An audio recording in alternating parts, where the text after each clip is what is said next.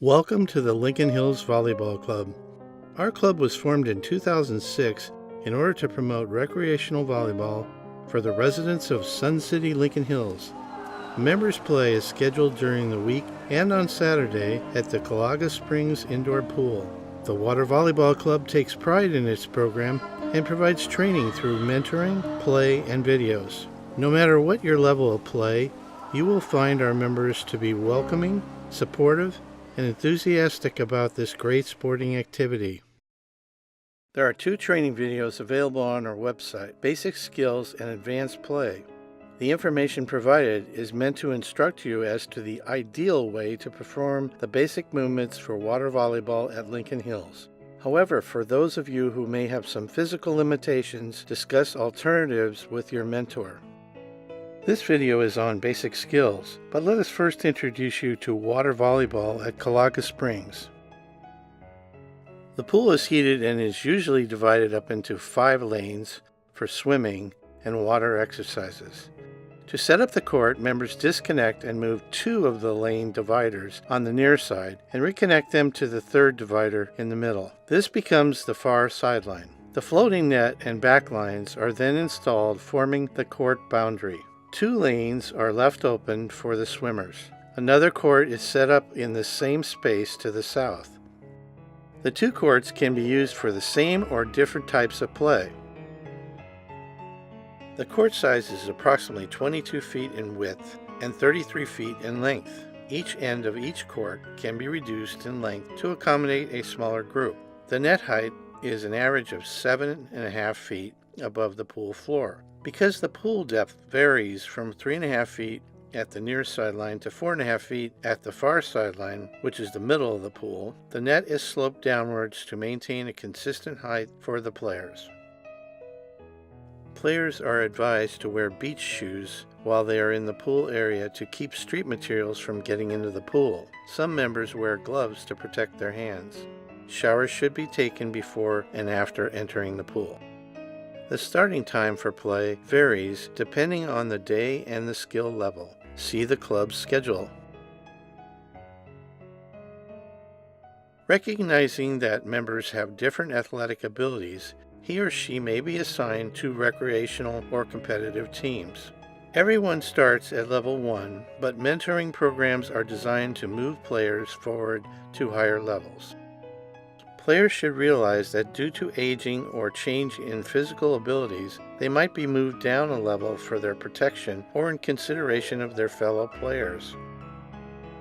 2 different volleyballs are used, one for recreational play and one for competitive play. The recreational volleyball is soft and looks like one that you used in grammar school. The competitive ball is a real volleyball and is much harder. There are ideally 8 players on a side, depending on attendance. Generally, 2 rows are formed on each side with 4 players in a row. The primary roles of the 4 frontline players offensively are setting and hitting or attacking, and defensively blocking. The 4 back row players usually receive the ball from the other side and pass to the setter. Play is started with a serve from just in front of the backline boundary.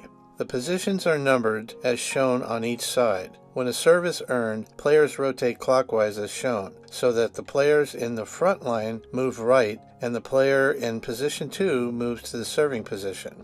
After the completion of a game, the frontline players of both teams normally switch sides of the net in order to even out or reshuffle the players. Using rally scoring, a point is earned by either the serving or receiving side when the other side is unable to return a ball which touches the water inbounds, commits errors such as hitting out of bounds, hits the ball more than 3 times, or touches the net. One side, using sliding scoring beads, keeps score. A game is completed when one team reaches 21 points. It is not necessary to win by 2 points. You will learn in this video that there are different touching techniques depending upon the purpose of the touch. How you touch the ball will determine the accuracy, direction, and velocity during flight. A document containing all of the rules and best practices observed by Lincoln Hills Water Volleyball Club can be found on our website at lhwatervolleyball.com. In this video, we demonstrate each of the 5 basic skills you will need in order to play at the beginning level. With practice, you will become more familiar with them and realize the value of the information we have provided for you. Those basic skills are serving, passing, setting, hitting or attacking the ball, and team defense. A serve in volleyball is an offensive weapon, and the first chance for a player to score a point. When executed correctly, it can help you and your team score easy points from the baseline. There are different styles of a serve, but we will first describe the performance of an open-handed serve. The server always serves the ball from position number 1 at the right-hand back corner of the court as shown. For a serve to be legal, it must originate within an arm's length of the back line and right sideline. As your skill level increases, you will learn to serve to a particular target. These targets could be an opponent who has trouble receiving your serve, a vacant or uncovered position or area in the court, or close to a boundary line where a return is difficult. As a server, balance your body in 2 ways, front to back and side to side. Move your feet shoulder width apart. Move the non-dominant foot slightly forward, leaving the dominant foot directly below the serving arm. Before we can strike the ball, we must learn the proper way to toss the ball in the air. Hold your non-dominant arm straight out and parallel to the ground or water as shown. The elbow is bent slightly so as to remain flexible. Assume the proper stance and toss the ball vertically, slightly above the height of your head, and note that your weight at this time is primarily on your back foot. During a serve, if you feel you have tossed the ball poorly, just let it come back to the water and you will be able to make another attempt. Practice the toss many times to get consistency. A poor toss oftentimes results in an inaccurate serve or one that doesn't even reach the net. With the ball in your tossing arm, place your serving hand on the top of the ball as shown. Move your serving hand from that position straight back towards the side of your head. The palm of your hand should be facing out, and the thumb is positioned down and close to your earlobe. Think of a bowstring being drawn back, only the palm is facing out. Your elbow is behind you at a slight angle. As you begin to toss the ball, you will draw your arm back to this position.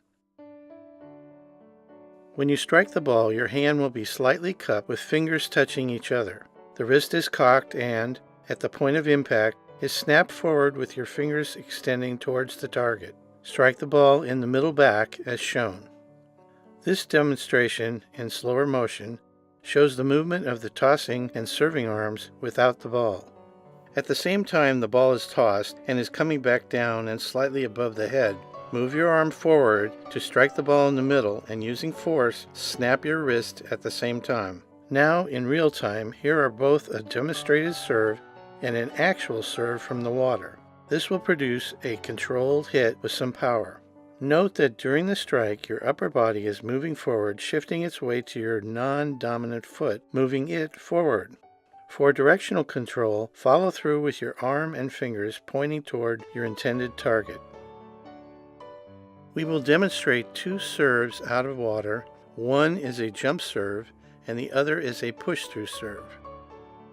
In the jump serve, the player bends slightly at the knees and elevates him or herself after the toss so as to strike the ball as it is coming back down. This serve is usually a more forceful serve and is harder to master. It is used to keep the ball at less of an angle to the water, making it much harder to pass effectively. The second serve is the push-through serve. Although not a legal serve, it may be allowed due to physical limitations. During this type of serve, the ball is not tossed, but the non-dominant arm is elevated at an angle and in the direction of the intended target. The serving arm is drawn back, but in a lower position. The ball is hit forward with the palm avoiding extended contact. In any of these serves, you may elect to strike the ball hard or softly. You may also decide that a high lobbed serve has more effect on your opponent. Find the serve that is most comfortable to you and practice it as often as you can. When the ball leaves your hand, quickly reposition yourself to your normal defensive position. The best time to practice is during the warm-up. With more practice, you can improve your timing and accuracy. Each one of these elements is essential for mastering a good serve. Practice them often. In summary, serving is the most important touch in volleyball. Learning how to perform each of these elements of a serve will lead to a better game for you and your team. And remember to practice them as often as you can. After a ball is first received by a side, the next move is to pass it to a setter in a location where the setter can easily set the ball to the hitter. The passer should know the players who are good setters and hitters. We will discuss passing as two separate elements. First, receiving, then passing. The majority of the time, a serve will come over the net and land either in front or in back of the back row of players.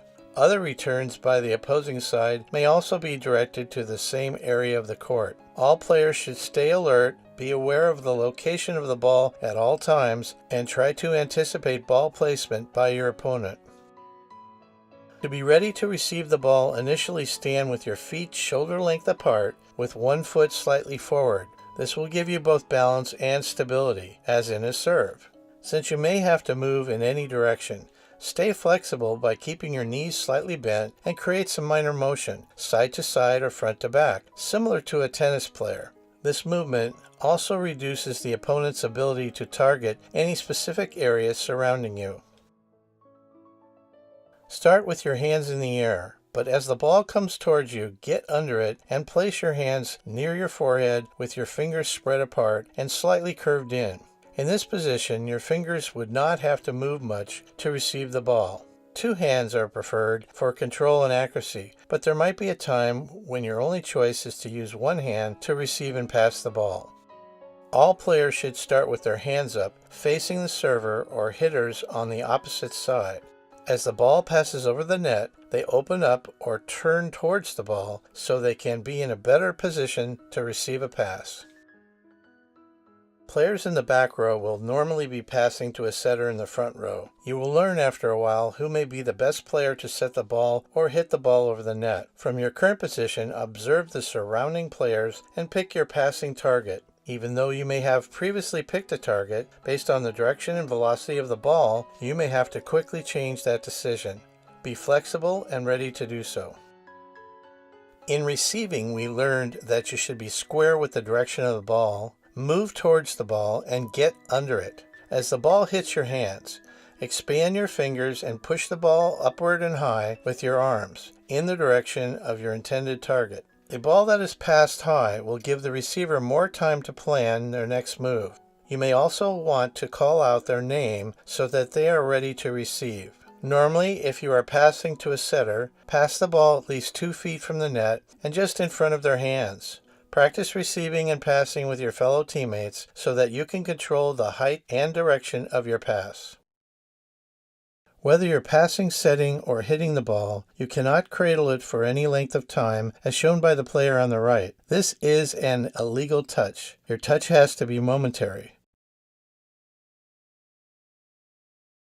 In this section, we learned that players should be alert, aware, and ready to receive a ball from any direction, moving toward the ball when necessary. You were shown how to stand and ready your hands and arms so that you could accurately pass to the setter. We learned to pick an intended target from potential setters and hitters and to pass high to them. And finally, to practice receiving and passing with your fellow teammates as often as you can until the skill is second in nature. Setting is the second touch after the ball has crossed the net, and its placement is critical since the next touch will be by a hitter to the opposing side of the court. The set must be high, allowing the hitter enough time to plan, maneuver, and make an attack. The setter should talk with potential hitters to determine where they would like the ball placed for a good hit. During play, that decision is made very quickly and is dependent on the direction and location of the passed ball. In addition, the setter needs to be aware of the position and skill level of the opponent players and their potential for blocking your selected hitter. The ready position for a setter is the same as it is for a passer, so we won't discuss this here. As a setter, initially face toward the passer, but as the ball moves toward you, begin moving your body under the ball and square to the hitter. When you receive the ball, extend your arms and pass it high to the hitter. Try to place the ball to the strong side of the hitter, which is based on whether they are left or right-handed. If the ball is set too far from, too close to, or not high enough above the net, the attack hit will likely wind up in the net. Avoid parallel sets which place the ball at the top of the net and make it almost impossible for the hitter to attack the ball. If necessary, call out the name of the hitter to which the ball will be set. Stay aware of the position of potential blockers and avoid pushing the hitter into the block. With the hitter and potential blockers in sight, cover the block by moving near the hitter and ready to intercept any ball which falls on your side. A good way to practice is to set the ball against a wall rapidly for about 30 seconds at a time. Pick a spot on the wall and try to hit it every time, and with the right amount of force, the ball will bounce right back to you. In summary, setting the ball is one of the most critical skills. Accurately set balls are essential to successful attack hits. Plan ahead by communicating with your potential hitters to determine where they would like the ball placed for a hit. Be aware of possible blockers and don't place a ball where the hitter will most likely be blocked. Cover the ball after the set to avoid blocked shots going into the water on your side. And finally, practice your set often using the wall as previously described. A hitter or attacker is a front row player who attempts to hit a ball toward the opponent's court with the purpose of finishing the volley and scoring a point for his or her team. Hits can be hard or soft, one or two-handed. A hit at a strong downward angle is called a spike. Placement and dink shots are two other types of hits that will be discussed here. The hitter in this simulation is facing us in order to demonstrate the motions of a hit. The knees are slightly bent and one foot is in front of the other for balance. He begins his motion by bending at the knees and thrusting himself upward while moving his right hand into position to hit the ball from the setter. As the ball passes over the net, he turns slightly to watch the passer. Then he squares up with the setter, and finally, when the ball is in the air, he is turning and jumping so that when he hits the ball, he is square with the net or with the direction to which he wants to hit. Notice that his hand and arm follow through in the direction of the hit, but without hitting the net with his hand. The hitter must observe multiple things at one time: the location of the ball, the setter's body position and where the ball is likely to be placed, potential target areas, and possible blockers on the opposing side. Many points that are scored by a team come from a well-placed, powerful hit that cannot be played by the opponent. With this type of hit, you need to time your jump precisely as the ball just falls from its highest point, or apex. Your height, the height of the set, and your position relative to the net are all factors that determine when to start your swing so that your hand reaches the ball at this point. Bring your arm forward as quickly as possible, yet keep your swing under control by hitting the back end of the ball. The fingers on your hand should be closed, forming a tight hammer that will strike the ball with maximum force. Precisely as the hand touches the ball, the wrist is snapped forward, causing the ball to be hurled down toward the intended target, which should be the water. In this animation, you can see that the arm moves forward and there is a slight follow-through. However, it recoils back quickly to avoid contact with the ball for more than 8 inches, which would be considered an illegal hit. Avoid using your fist to strike the ball, as control and accuracy are sacrificed.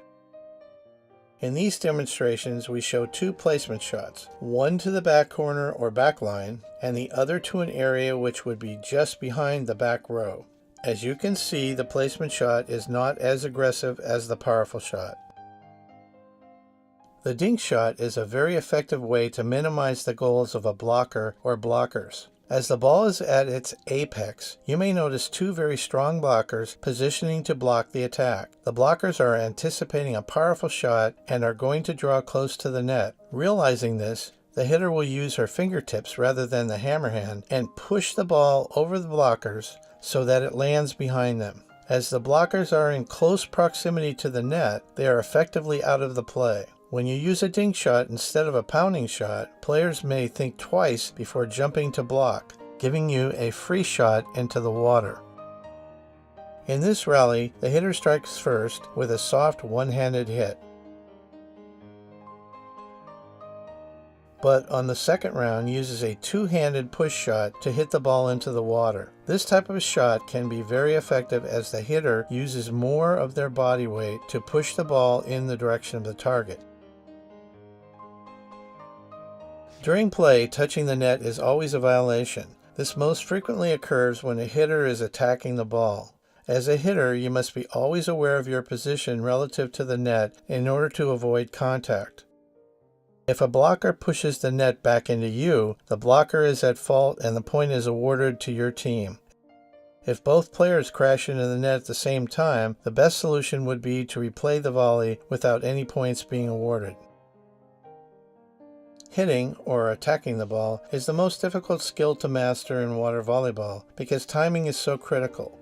Watching the ball as it is set, positioning for the hit, scanning for and avoiding potential blockers, making a last-minute decision as to the target, and assuring no contact with the net are all elements of an attack hit that occur in less than a second. Becoming an effective hitter requires many hours of practice, but when done well, your teammates will appreciate your efforts. In water volleyball, we work as a team on offense and defense to generate a point for each rally. We do this by successfully positioning ourselves to receive a serve or return from the opposing side. It is imperative that we force our opponent to change their target or tactics to whatever is best for us. We do this by covering for each other, shifting our positions, and constantly communicating with each other. Covering up means that the experienced players adjacent less experienced ones will provide help by moving a foot or two closer to them. This is usually necessary when the opponent's server has singled out this individual. Now, seeing that there are more defenders in the area, the server must choose another target. Servers may consistently choose the same location for their serve, such as behind the back row as shown in this example. It may be easier for them to serve to that spot. The spot may be always open or uncovered, or they may see a weakness in the defense. In this case, a good strategy is to shift the back row a foot or two closer to the back line to cover that area. When a serve ball repeatedly drops behind the front row and out of the normal reach of the back row, the front row can shift their line backward, or the back row can move forward, as in this example. The front and back row could also move backward together. Another strategy would be to shift the entire defense left or right as necessary to cover areas that are favorite targets for the server. It is always important to communicate with your team during play. Here are a few standard shoutouts that your team will understand. Out for a ball that is going out of bounds and shouldn't be touched. Good when a ball will land inbounds and needs to be played. I got it when you have a clear play on the ball and want to avoid a collision. Their name if you're passing or setting to them. And help when you need immediate assistance playing the ball or you want to wake a sleeping player. Always work as a team. Long rallies are exciting and usually a result of good team defense and players watching the play on both sides of the net. They must be ready to make adjustments at any time. Covering up, shifting your team defense as needed, and communicating with each other will allow your team to defend the opposing team's strategies.